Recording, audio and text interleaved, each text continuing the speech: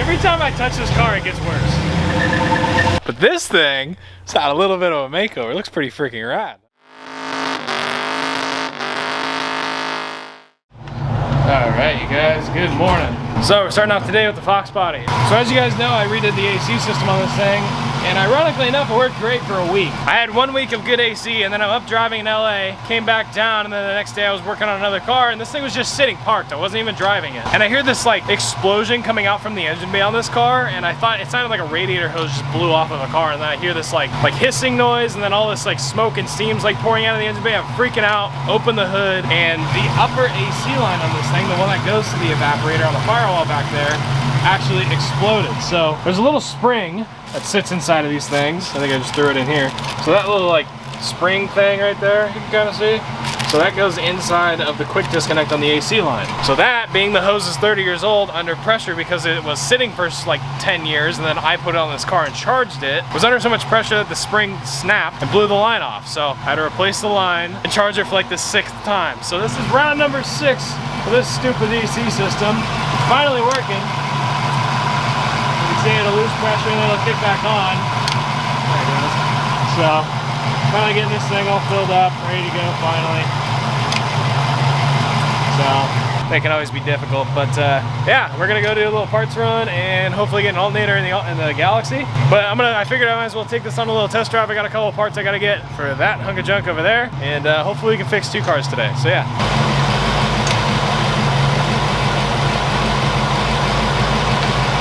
Alright, AC's all fixed now. You can see I need to buff this thing again. You can see the differences in the colors. It's a little more gray on this side. So I might do that later today. But we're gonna grab some parts for that. And as well as another project you guys haven't seen yet. So yeah. Oh, that's so nice. It works again. Yay, windows up. That's cool. I like that. I like that a lot. Alright, finally found me some of that cheap gas. Not bad. Ah, man. This sucks. This sucks a lot. Well, that escalated quickly, but what else is new? For the first time in my life, I get the bigger receipts because I have an actual like commercial account at O'Reilly's, and I got 2 pages. I've never in my life gotten 2 pages. That's how much crap's down there. You guys can't even see it, but you guys will see it. Hopefully within the next month, you'll see what car that's for. Alright, so we just finished the trans cooler in this car, which works flawlessly, but I still need to change the alternator, so this is what I went with. It's a Power Master. It's 150 amps, so this should be more than enough. Each of the fans are 35. The headlights and then the fuel pump, as well as the other trans cooler, this should be more than enough for this car. I will be putting a stereo in it as well. A very minor one, like no sub or amp or anything crazy, just the deck and a couple speakers. So I think all in all, I should be good. 150 amps should be more than enough. This is very similar to the same one that I had in it. I don't know why I thought it was a good idea to put a 60 amp alternator in this thing, but it's ran so clean too. Dang it, I'm really mad. I gotta take that off. That's all you see. Look at how nice that looks. I mean, the whole engine bay of this car looks really nice, but still. So yeah, I want to try to do this as quickly and as efficiently as I can, but I have everything loomed up so tight and simple and neat. The wires are all ran in this loom that comes all the way up here, so I gotta rip that all apart again, change it all, and then put it back together. So I ordered this thing a while ago, so honestly I don't even remember if I ordered a silver one or a black one. I hope I ordered a black one, but it might not have been in stock. Oh gosh dang, look at that. It's black. Yeah. Oh yeah. Look at that minty unit. Nice. I like the Power Master stuff. I use them in my truck. I've had good experiences with them. The nice thing also is they're all tested. So this is right here. So idle we're making 110. It's actually really cool. I didn't know they did that. So there's the part number. Idle it's making 110 amps. Cruising it's making 121 amps. And at the top end it's making 161 amps. That's more than enough. Yeah, that's perfect. It'll be really easy. I just drop it on, bolt it in, done. So one of the most annoying parts about this whole thing is I spent all this time making it look clean just to take it all off. So taking this one, the old one out is probably gonna be harder than putting a new one in. Normally it doesn't really make sense, but I have everything set up to where I just slip it in and clip it. It's getting it all out without ripping it apart that's pretty difficult. This definitely is the nicest engine bay I've ever done on any car, so that makes me feel good about it at least.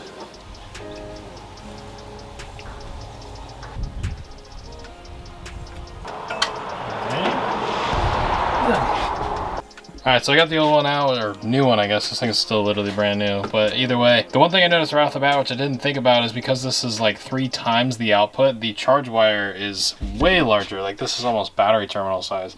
That is a 5/16, I believe, stud sticking out of that thing, versus that's a 1/4 inch. So I'm probably going to just end up using like a battery terminal or something. I think I might have some spares lying around in here somewhere.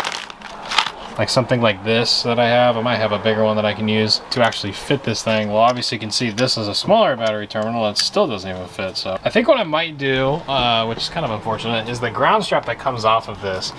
You can see it's loomed into 2 pieces, and then there's a wire running over to the positive terminal. So I'm tempted to just pretty much ditch this wire right here that's ran all the way down there, unfortunately, and go up in size. I don't think a 10 gauge wire is actually large enough. I think I need to run like a small battery cable on this thing. So I'm probably gonna go over to Napa, pick up another cable, have them make a cable, take some measurements, and go from there. So I'm gonna pull this old one apart, which kind of sucks. I spent a lot of time on it. All right, guys, well, here is our old and here's our new. So you can see the difference. This thing's absolutely huge. Well, actually, here's a better comparison without the sheathing on it. Old versus new, nice. So this is 2 gauge. The reason I went with 2 gauge is because it's a 150 amp alternator. That naturally, there is a chart online you can look at. It depends on kind of the alternator company and whatnot. But the output amperage equals a certain minimum wire thickness that you're supposed to use. Therefore, that is why we went with this. So crimping these are kind of a pain. I don't have the actual fancy tool that does it, that kind of holds it, so I usually just clamp it flat like that, and then I'll put it back on here and I'll hit it with a body hammer that has like a punch style on it. Here, I'll show you. So pretty much every time I use this hammer, the head of it flies off, so if it does, I apologize.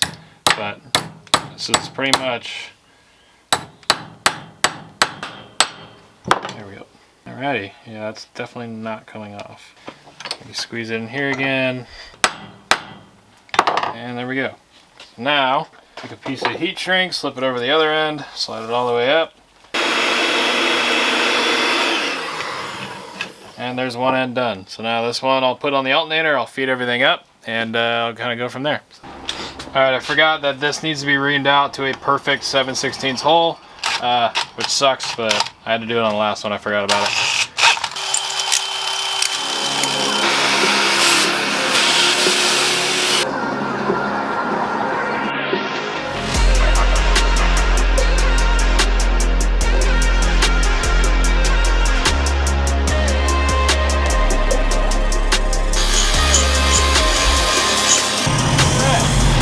Charging now? It's been like 3 hours. I messed a lot of stuff up. It was hitting everything and the ground cable was wrong and this was wrong, but I fixed it, so it's fine. It's not charging. Like at all. Well, that's weird. Hey, rev it up a little bit. Alright. Well, that's weird. Rev it up a little bit. That belt's loose. Yeah, that's charging, just not really much at idle. I think it's because the battery's dead. The battery's at like 11.3. So I just need to drive around the block, come back, and then it'll be good. But that belt is definitely loose, so I'll have to fix that. It kind of works.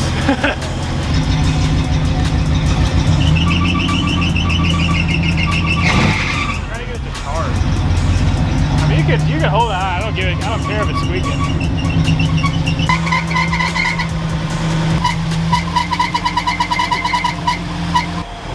Every time I touch this car, it gets worse. I'm pretty sure it's just the belt. I think it is. Well, I'll tell you in like 2 seconds. Yeah, it's definitely the belt. The sides of the belt are like sticky, like melted sticky because they're slipping. All right, sorry for the little bit of weird noise there, but yeah, it's just the belt. I gotta tighten the belt up, but everything's looking good now. I gotta zip tie that one wire right there. You can see it's a little bit ugly, but yeah, we have a black on there. That looks pretty rad with all the other black accessories. You can't really like notice it as much, which looks pretty rad. So yeah, wipe the whole thing down and we'll be good to go. I do need to drive it around. Voltage is naturally low because the battery's low, but it wouldn't be a bad idea maybe to possibly put a smaller pulley and overdrive it a little bit. I think it's just because the battery's dead, because after a while it came back to about 13.2 and it was sitting there, so I think I'll call that good enough. But so we're making a wing. Oh, I don't even know what this one's like. Okay, so I'm gonna show you how to do it first, just so we can. Or should I just let you go for it? First time doing body filler, should I just let you have it and go for it? Or you want me to do it and show you how to do it? Just do it. All right. Oh, just do it for you? Yeah. Yeah. So, fun fact. So this is my editor, Andrew.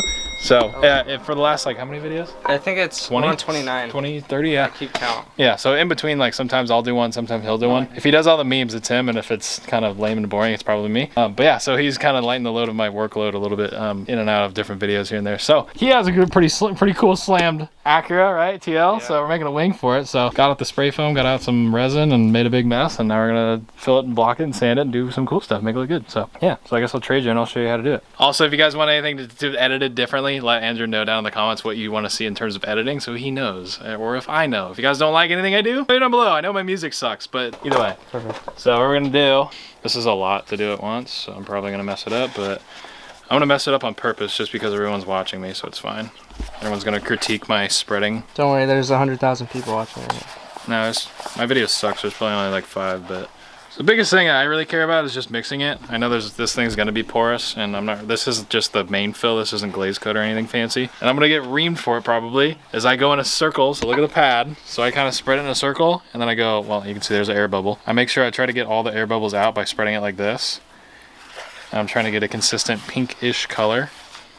Gotta work all the forearm muscles equally when you're doing this. We're just gonna get like, this thing's gonna be covered in filler. So I don't really think there's necessarily a right or a wrong way to put filler on this thing when we're just trying to absolutely cover it in filler.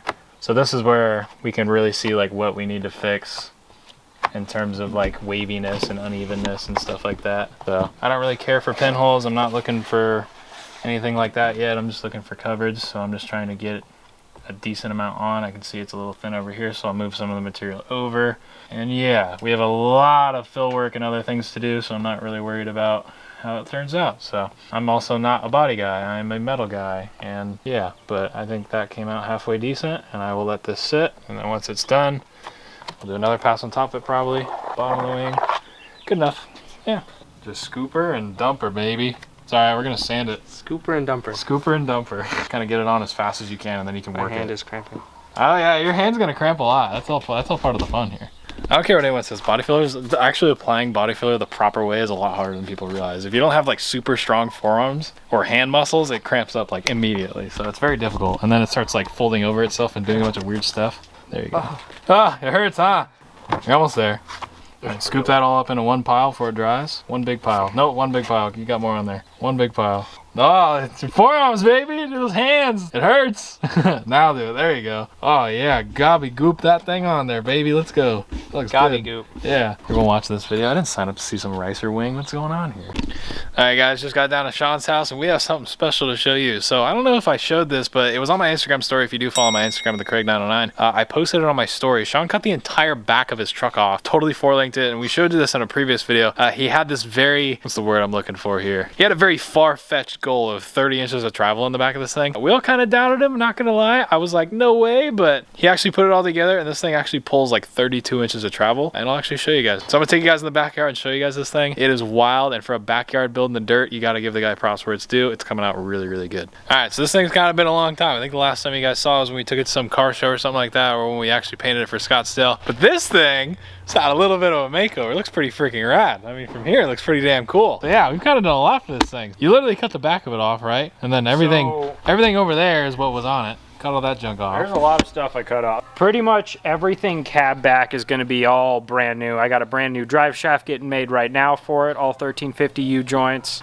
3-inch, so it'll be bigger, it'll be stronger. And then my yoke is a 1/4 inch shorter, so I can get up a little more and not have to worry about it hitting the carrier bearing. Yeah. What I have done to it now, I had a bed cage. It didn't work, so I cut pretty much all of it up. I don't know. I tried to make it work. I ended up cutting it off 3 times and then said, screw it. So this little triangle piece right here on both sides, and then this tube is the only thing I ended up using. So these tubes are new, same on the other side. Truck can sit on its own weight. I just pulled the springs off of it earlier so I could get measurements to fit the fuel cell. I'm gonna have a 35-gallon fuel cell in it, so I can stay on the gas a little more and burn more gas. Yeah. So it's sitting at what, roughly full bump or almost full bump? I'm a couple inches off full bump right now, probably about 4 inches off. Overall travel numbers, I ended up making 32 at full droop droop with no straps or bumps, which is exactly what I planned on making. Okay, it's really funny because we were all like, hell no, you're not gonna make that trailer. You're totally full of shit. And then he goes ahead and does all this work. Well, first it was set up wrong. We're not gonna skip that. It was set up wrong once. Oh, I cut this thing up like 3 times. Yeah, no, it was set up wrong once or twice. Came over, we checked everything. We would do like 3 rounds of this where we put it all together, set it up, nope, wrong, cut it all out, and he did that like 3 times. So we finally got it set up right, and then straps it all, gets the thing like 9 feet in the air, and then droops the whole truck out and picks it up from the back of the trailer hitch here, maxes out this engine crane, fully maxed out. The whole thing's like, I'm standing on the back of this thing so it doesn't flip over, and the truck is like as tall as me, and I'm 6'2". Frame is like at my head, and then he goes ahead and drops it back down and squats it once he pulls the springs out, and I'll overlay the video because it's actually really cool. It's just crazy to see how much travel he pulled out of this in that video, once it hits the jack stands, I still have about 12 inches. I can keep going down. Yeah, because you can see there's still a gap. Like, I mean, obviously we're gonna set bump cams like within an inch or a half inch or whatever, but yeah, the drive shaft was not binding. I could still sit there and spin the drive shaft. Yeah, fully drooped out. It was not binding, so it was actually kind of crazy. I was thinking we were gonna have to do some sort of double U-joint on it or whatever with a slip yoke in it, but it would have had to been something funky. But strapped and bumped, I'll be at 28. So a very safe 28. So cut out 2 inches of full droop and 2 inches of full bump. Yeah, that's a full safe 28 inches of travel. He's got plenty now, and this is the 16 and an 18, 2.5s, and you can still see even at this height, he's still got a decent amount of shock shaft showing at bump if you wanted to set it here. So yeah, a lot has changed with this truck. And the funny thing is, he originally did the coilover setup in the front of this, which if you guys haven't seen, it's got coilovers in it as well. 16 strap and bump. It's still rear steer, so you can only go so much with it. But yeah, but now the issue I'm going to run into is I make so much travel out the back, 16 is not enough up front. It was so funny because he had the stock leaf springs in the back, and he did the front end, and he's like pogo. He literally took it out to the desert, and it was like skipping, like pogo sticking in the back. And so he's like, screw all this, and he cut the whole back of the truck off, and now he does all this work. And the turntables have tabled. Now the front's doing the same thing. So now he's got what, almost 30 in the back and 60 in the front, and that's just not enough. So yeah, big boy wide beams. 2-inch wheel spacers on it. I hate wheel spacers. They have failed me once they still already. Don't even fit. Yeah, he lost a wheel, so we're gonna fix that. So what's going to happen is DIY Off-Road has a really cool plate kit. They'll go 2 inches over on the beams, and then they have the mounts that convert so you can fit Heims in them. Yeah. And those push out another 1.25 inches. So I will be 3.25 inches over on both sides, 6.5 inches wider overall. 35s look like baby tires. So you see how this just spirals? I already have a set of 37s for spirals. 37s, so those are going to go on these because now 35s are definitely not going to be big enough for what I want. It's funny. It's funny how this stuff just, you do it and then you're like, okay, I'm only going to do this. All we're going to do is 4-link. We're not going to do anything else. No cab cage, no front stuff, no nothing. And then all this stuff happens and you're like, damn, I really outdone myself on that one. And then he starts going forward, and then we're going to keep going. And the worst part is all I was going to do was tune the stock leaf pack and throw some like longer shocks I had in it. Oh yeah. That's all I was going to do. Yeah. That didn't happen. Yeah, but look at it now. Look at it now. No regrets. Oh yeah. Look at us now. That's proving to be more expensive than I planned on. Be like that sometimes. But it'd be like that sometimes, so. But now the hard part's done. You've already done the 4-link. Yep. Makes your math and brain hurt. Yep, it did for sure. Yeah, construction boys don't like doing math, I know. My conditions for building this are not optimal, to really say the least. No way. Considering I'm building it on one piece of plywood and dirt. So nothing's level. I have no flat surface to measure anything level off of. Nice. So I have to use my handy dandy little... Shout out to me. Yeah, thanks, because I wasn't using it at first. It made everything way harder. Those things are awesome. Yeah, if you don't have one, definitely get one. I learned that one the hard way. So basically, I just zero it off a point and then measure off that point to make sure everything square as I can get it, because I don't have anything that's level. Or even, the truck. Yeah, just flat surface. So like, you measure it on the side of the frame or the top of the frame. It's a truck like this and barely know what I'm doing. But that's how we learn. But I'm learning what I'm doing, so. And at least you built it yourself. And so you think it's expensive now. Imagine paying someone else to build this. But yeah, it's coming along nice. Good job. Thanks. Oh, shit. All right, guys, so we got the alternator pulley swapped out in this thing, so it's not squealing like crazy anymore. I did talk about in the previous video, I can't remember however many ago, when we first put it in, there's a difference in pulley sizes depending on how wide your belt is, and if you have the wrong size pulley and or belt, it'll create slippage or whining or noise, or exactly what this car was doing. So I swapped out the pulley and now it works perfectly. So as I said before, check your pulleys to make sure it works with the belt. If a V-belt, just because it's a V-belt shaped pulley does not mean it's the right one, so pay attention to that. But anyways, I figured you guys would appreciate an update on Sean's truck. I know you haven't seen it in a long time, and that's actually why, is because he literally cut everything off and started over. So a massive shout out to him for just diving in head first and never doing anything like that. I think he's doing a very good job. As we've said, he made plenty of mistakes, but he's coming around to learn, you know, what to do and what not to do, and you learn from it. That's how you build cars. So with that being said, I hope you guys went on to enjoy today's video. With that being said, leave a like on it. Trying to get more consistent on the upload schedule. I was working on the engine. I wanted to have an engine video for you guys, but unfortunately shipping took longer than I wanted to, so I didn't finish it in time, and I'm not going to rush that engine like I said. So next video after this hopefully will be the update on the short block. With that being said, subscribe if you are new, and I'll see you guys in the next video. Bye guys.